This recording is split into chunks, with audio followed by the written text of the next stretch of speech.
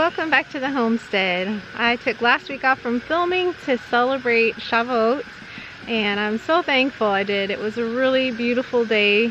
We got to have our first creek day of the season and shared that with some other families at just a really beautiful creek. So it was a lovely day. If you don't know what Shavuot is, it's a biblical feast that kind of commemorates the giving of the commandments to Moses.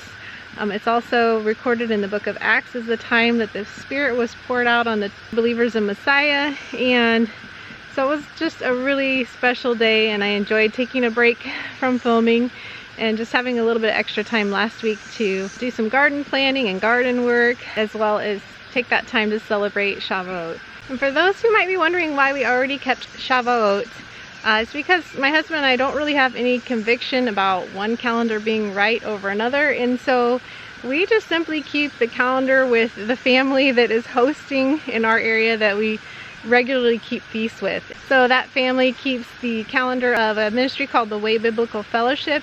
It's also often lines up with 119 Ministries calendar, and so for us it doesn't really matter. We care more about actually keeping the feast and doing it in a unified way with the families that we fellowship with. So many of you might still be looking forward to Shavuot at the end of June, and then there's other calendars as well. If you are new to keeping the biblical feasts and you have not yet kept Shavuot, you still can. There's still time. And I think the thing that really matters is just to keep the feast. They're supposed to be a sign that we belong to Yahweh, that we are His set-apart people, and it's a joy. It's a blessing to be able to keep the biblical feasts of Yahweh. So we're back. This month of May has been a very wet, stormy, and buggy month. More so than I think we've ever experienced yet in our over 10 years in Missouri. So the creeks are high. There's water everywhere right now, which is a blessing. When you're putting little plants in the ground all over, it's such a blessing to have the rain, so we're really thankful for that. We've also had some pretty crazy storms lately, huh? Yeah. Yep. Thankfully no damage, though. We did have one little trellis that kind of blew over, but that wasn't a big deal, huh? Yeah. We hope and pray that all of you are staying safe in the storms if you're in areas with storms rolling through. And I hope you're enjoying this beautiful season of the year.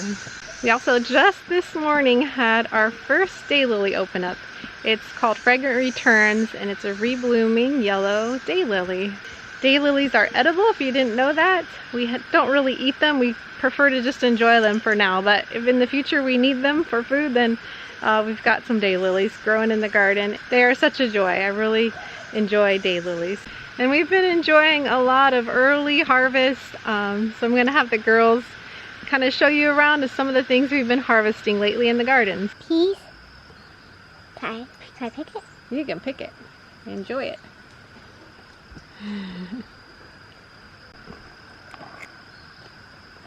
Lettuce. Kale.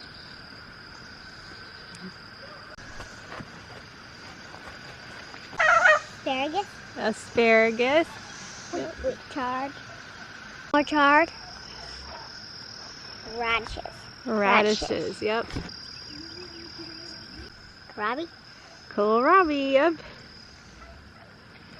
Got 3 different varieties in here. So far the Quick Star and the Conan are ready. Actually we have 4 varieties. And the Tarek and the Winner are almost ready. Do you like kohlrabi? I think so. You think so? Lamb's quarters. Lamb's quarters, which is actually a weed, but it's a very nutritious weed that grows in our garden, and we cook it like spinach, huh? Yeah. Strawberries. Yeah, our strawberry harvest is almost done, huh? We've been putting them in the freezer so we can make jam. Yep.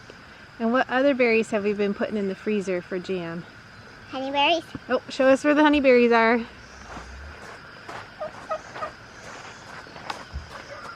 Honeyberries. Yep, all these bushes here are 5 different varieties of honeyberries, and they have pretty much finished producing for the year, huh?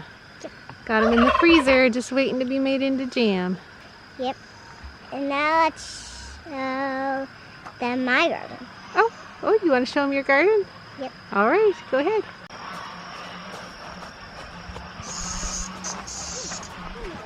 Lots of cicadas this year. That scared me. It can be noisy, huh? Is this your garden? Yep. You have all kinds of things growing. Do you remember what any of these things are? Yeah, onion, garlic chive, blackberry, daily potatoes, cabbage. Yeah, and your cabbage is looking beautiful. No bug damage. Let's show them. And several ones. Oh, one little teeny spot. Look at that beautiful cabbage. Oh, but she has echinacea and some radishes and garlic. You have some flowers. Do you like your garden? Yeah. And also like everyone's garden here. I do too. Now I tried to get him out.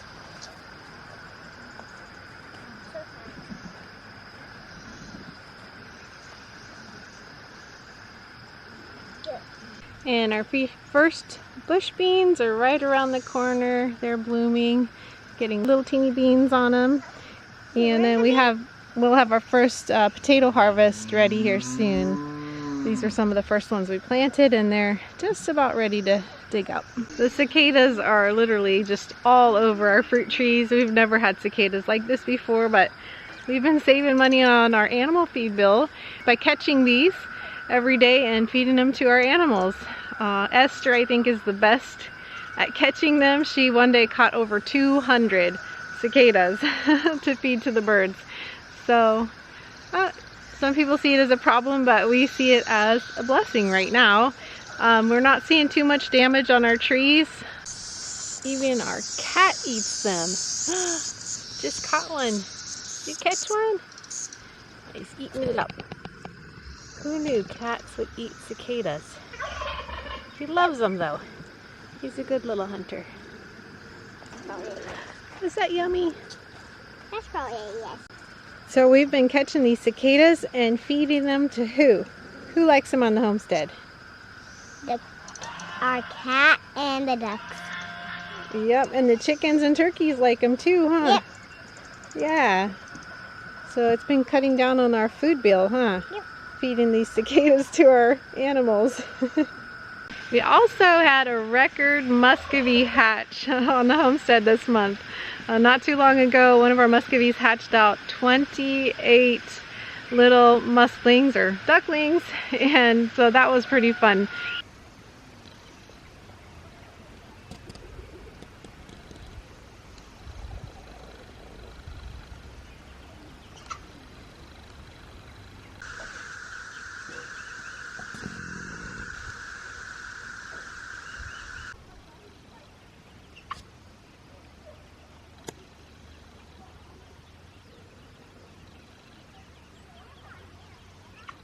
I'm not sure how many of that 28 are still alive because they've kind of been mixing with one of the other hatches, and so it's hard to keep count of them all.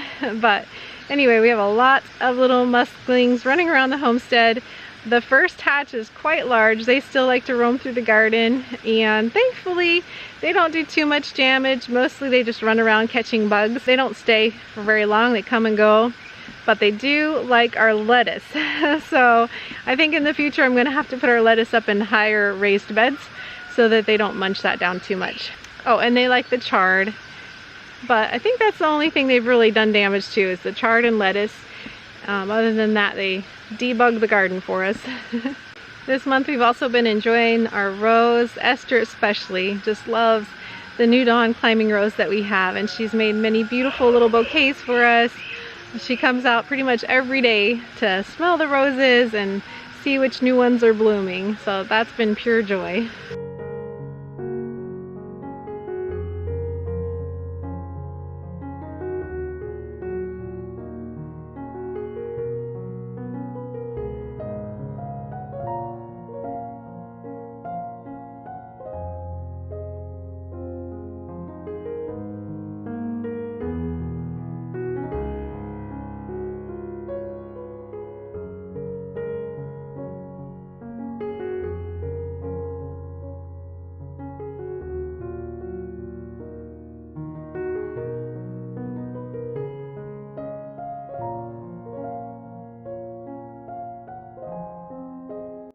Alright, so on to some off-grid summer kitchen tools that I'd like to share with you today. One we've been using for years and it's been a huge blessing, and the other one was recently gifted to us.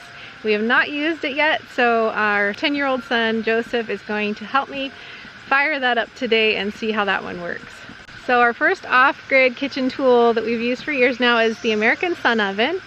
And I did have to get some new dishes. The dishes that came with it eventually wore out. They weren't super high quality, but the rest of the unit is really solid and has lasted, like I said, for years. So the other day I was able to make some sweet potato bread, which I will leave the recipe for in the description below. We still have a few sweet potatoes from last year's harvest, so I'm trying to use those up before they go bad. I used some purple sweet potatoes for this recipe, which always makes a fun end product. Purple sweet potatoes are really beautiful. Although Biddle did say that the batter looked a very interesting color, and it did. So anyway, with the sun oven, you just need full sun ideally, especially for baking bread. It can get up to 350, 400 degrees where we live, and so I like to set it out early to get it preheated. And then you just bake in it like you would anything else. It's got a temperature gauge in there so you can tell what the temperature is. And the only thing that's a little bit different is you do need to move it as you're using it. So you rotate it with the sun to make sure you're getting the most sun exposure and getting the heat that you want in the oven. So when I made the sweet potato bread, I had actually a bunch of extra sweet potatoes that I put in a jar and stuck in the freezer, and I'll be able to use those later on to make some more bread. Once the bread was done, I was able to just bring it inside, just like bringing it out of any oven, and made sure that the top was firm. So as long as you've got full sun, the sun oven is a wonderful tool to use. You can bake and cook just about anything in there. For a large family, I can make a whole chicken in it. The cake pan that I used was a little bit smaller than a 9 by 13, but it was still just enough for everyone to get a good serving for our family of 9. So the next off-grid summer kitchen tool that we're going to actually test for the first time today is one that was gifted to us. It's the EcoZoom Zoom Versa. It's an outdoor wood and charcoal stove. So as I said before, J-Bud's going to help me cook on that today. I'm not sure yet what I'm going to cook, but we're going to give it a try and see how well it works. What, Mama?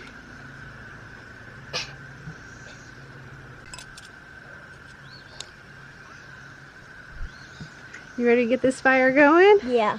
So for wood fuel, you use the top little area here, and it's got a nice little stand so that your wood can sit on the stand. And then there's a bottom unit down here for charcoal, and it also can be open and closed to regulate the temperature for different things that you're cooking.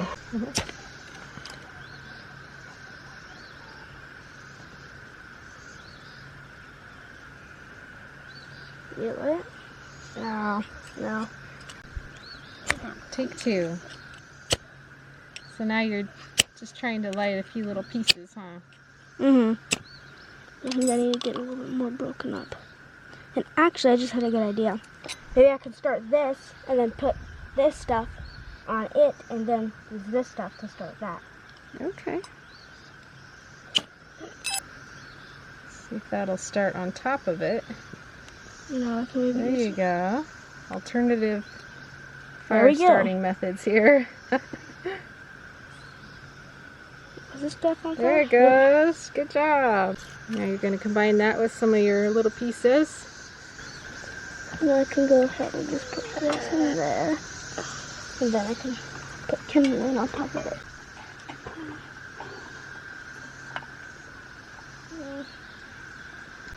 And now I'm just going to use a little bit more cotton to put in there.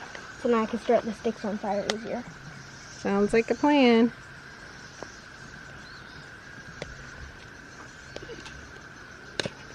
This right under that stick. There we go. Looks like we need to figure out what we're going to cook since we got a fire going, huh? Mm-hmm. Got any ideas? What should we cook? Quesadillas? Quesadillas? That sounds good to me, quesadillas. Alright, let's try some quesadillas. No. Fire is really roaring. Why are you wondering? And we got a quesadilla going on top.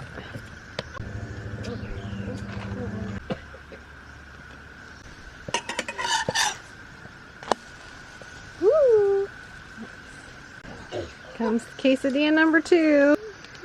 And this time I'm going to turn the handle off to the side because it was a little bit hot. I had it facing forward and it got a little hot. So I think that'll work better.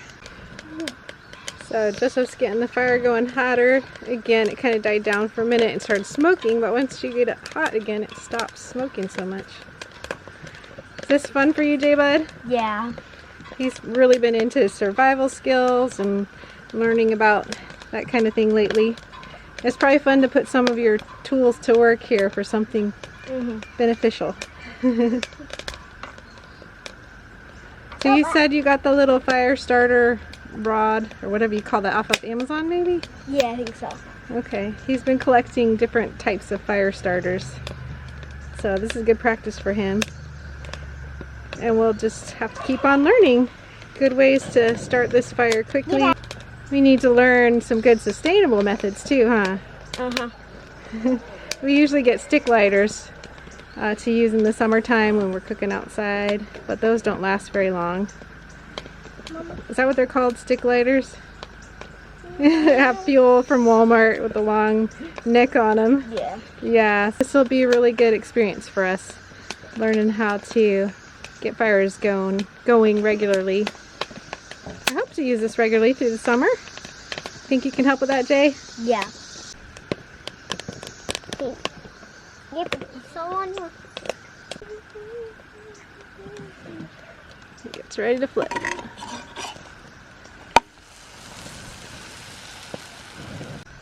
Mama, guess one way you can start fires just from the woods. Just from the woods? Uh-huh. Well, I know some people use sticks rubbed together, but I think that takes a really long time. It's hard to figure out. So there's probably another way. What is it? With the bark of cedar trees, if it's dried up, you can use that, and you can get a rock that's called a flint rock, and use like a different rock to hit it really hard, and you can use the bark and strike it, and it makes sparks, and you can start the cedar bark stuff on fire. Well, that's cool. Have you tried it? Have you tried it before? Oh yeah, I've done it multiple times. It's fun. All right. And don't worry, I had supervision. Yes, you're not allowed to start fires by yourself, are you? No. So Joseph, where have you learned a lot of your survival skills so far? It's from a YouTube channel, and it's named Ranger Survival.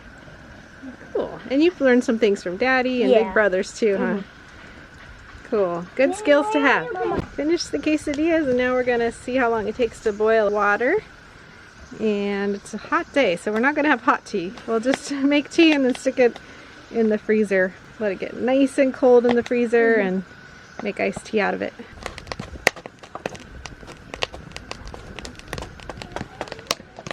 Caleb's blacksmithing tongs are coming in handy, huh? They're actually mine, but... Oh, yeah, I forgot you were doing some blacksmithing with Caleb for a while, huh? Do you think you want to keep learning that skill? Yeah, I think so. Yep. Cool, thanks for helping, Jay. Yep. Made it super easy for me, not having to mind the fire, and I could just deal with the food. And it seems to be kind of a sweet spot where it's not too hot and not too low, shall we say, of a fire, that it doesn't smoke hardly at all. But if it gets really, really hot and flaming, it smokes, or if it gets too cool, it starts to smoke. So we're gonna have to learn what that sweet spot is, huh? To avoid the smoke. You got smoked out a tiny bit there. Yeah. Well, that little stove works really well. I'm impressed, and it was super helpful having Joseph helping with the fire. That way I didn't have to be concerned with that. I cooked the quesadillas really fast, and the water looks like it's gonna be boiling here any minute. So super useful outdoor off-grid kitchen tool. I'm so thankful. Thank you to the kind off-grid mama who sent that to us. Really appreciate it, and we're looking forward to using it many more times in the future. Guys, thanks so much for joining us on the homestead again. Thank you as always to our patrons who make these videos possible. I do want to say to our patrons who are waiting on us to plant trees for them, we have some of the trees, and we have a couple locations, but they aren't quite ready for us to plant trees yet. So thank you for your patience. We haven't forgotten you. We will be planting some trees for you guys as soon as possible. And I know many of you have been asking about how my husband Kip's doing. He is doing really well. So thank you for caring. Thank you for asking. I will try and see if he can make time to be on a video here soon. He's just very busy getting the new business up and running, and so his days are quite full. But he's doing well. We pray blessings over you and yours, and whatever you do, do it with your whole heart. Whole heart.